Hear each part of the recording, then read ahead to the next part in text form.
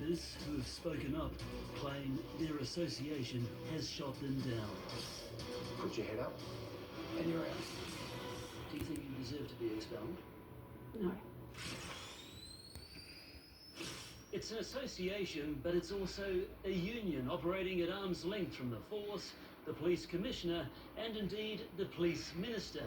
Critics claim the Police Association of South Australia is a law unto itself. It's almost like it's run like a mafia. It says that they don't want members to speak up. You speak out against them, you try and raise concerns, and they put a hit job on you. Thank you. Please don't. Mr. Burns. The Police Association of South Australia, over 4,600 members strong, paying $5 million in union fees every year, controlled by officers seconded from the force, voted into lucrative leadership roles by members. Why do you think these people are so hell-bent on getting into these positions and retaining them? Quite simple. Power and money. I'm a family man with a wife and two very active young boys. So where work-life balance is concerned, again, I get it. That's Inspector Wade Burns campaigning in a recent by-election to be Police Association president. His campaign was based on openness, transparency, respect and statesmanship. Except he did not explain to his members why he suffered the biggest emotion in South Australian police history. Politician Frank Pangello lit a fuse under Burns' explosive secret on the floor of the SA Parliament using parliamentary privilege. He was a chief inspector and suddenly was demoted to a senior sergeant, and that followed an incident in a nightclub. A sexual assault allegation involving a female police colleague during a night out in 2017. The SA Police Commissioner says, due to the wishes of the alleged victim, the matter was not referred for prosecution, and the allegation has never been publicly proven. However, a misconduct investigation was undertaken. Wade Burns agreed to a set of facts that have been kept secret. Not even senior cops like Chief Inspector Darren Cornell knew the details. I knew there was an incident, but under the Complaints and Disciplinary Proceedings Act, I'm not able to know or discuss that matter. Unfortunately, in South Australia, being the secret state, any allegations of misconduct are effectively buried by the Police Complaints and Discipline Act. Adelaide lawyer Andrew Carpenter has had his fair share of legal battles with SA Police. The police have the ability to control the narrative when there have been any allegations of impropriety against police officers.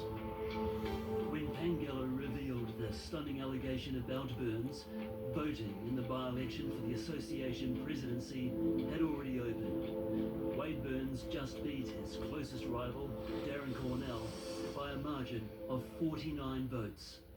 I had members approach me and who had rung the AEC, the Australian Electoral Commission, to try and change their vote because they weren't aware of the allegations. I've never said I was a perfect person. Burns responded with this social media video to association members. This internal matter was recycled by others in a desperate last-ditch attempt to manipulate voter sentiment. Burns has since stepped down from positions he held on school and sports boards, but he's clinging to the president's role. A plum gig with a salary package thought to be in the region of $350,000 a year, including a brand new car. If he's not a fit and proper person for the school board or Basketball SA, how can he be a fit and proper person for the Police Association of South Australia? We asked Police Association President Wade Burns the same thing. Are you a fit and proper person to be president of this association? I am the president of the association, yes, You and we're think you focusing deserve on our to- business. That business included expelling Inspector Darren Cornell for discrediting the association and its members. Burns abstained from the vote on expulsion. There's no avenue for Cornell to appeal his ban, so he can't run against Burns in next year's election. I've not breached any code of conduct. I've not breached any criminal law. I've not breached any regulations. I can only come to the conclusion this is about protecting the current president from the election in March 25. Another police officer was also expelled, so too Delegate Kerry Rouse, for co-signing a letter of complaint about Burns to politician Frank Pangallo and the SA Police Commissioner, although Rouse is glad to be out. Why can't you be part of an association with Wade Burns? If the allegations were to be true, that would put him in a position where we're allowing him to represent us and set a certain standard. And that's why they don't think that he's suitable to represent us as a police association president. Others have torn up their membership. You think you deserve to be awake of these allegations?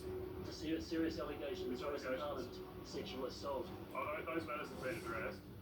He's dismissed it as some seemingly idle workplace incident. It wasn't. Do you think they've been addressed appropriately? Thank you. Burns suffered the indignation of being demoted 2 positions, from Chief Inspector to Senior Sergeant. He was later promoted 1 spot to Inspector. Police officers are there to protect physical and sexual assault against women. How can, with those accusations, how can he then represent the members of the Police Association? The bombshell assertion has opened a Pandora's box within the association Burns now leads. Untested allegations of a toxic workplace under previous President Mark Carroll. I'm making the choice to step away. 3 former employees lodged complaints with Fair Work Commission, but all withdrew, saying they felt intimidated by the immense legal battle they faced. It's got to a situation where people are even afraid to speak out about their experience in there. So how would you describe the hierarchy of the Police Association? I can't answer that question. I have to protect myself, I'm afraid. Mark Carroll wasn't home, but he strenuously denied the toxic workplace allegation through his lawyer. Carroll is currently embroiled in a separate civil case brought against him, the association, and another member by the former deputy president. After we asked Carroll if union fees were paying for his legal defence, the Police Association contacted members confirming this is the case, in line with the association's constitution. Members were told the legal bill for all the respondents in the case was $230,000 as of last August. However, A Current Affair understands the total cost to date for the case has since topped $1 million. I know of at least 50 plus members that have withdrawn their membership as a result of either grievances with the Police Association or lack of transparency on the money that is being spent. Carroll's successor, Association President Wade Burns, wouldn't comment. Is the association spending members' money appropriately, Mr. Burns? Thank you. Please Because Burns is seconded from the police force to a trade union, SA's police commissioner has no authority over him. Astonishingly, umbrella organisation the Police Federation of Australia is also powerless to act.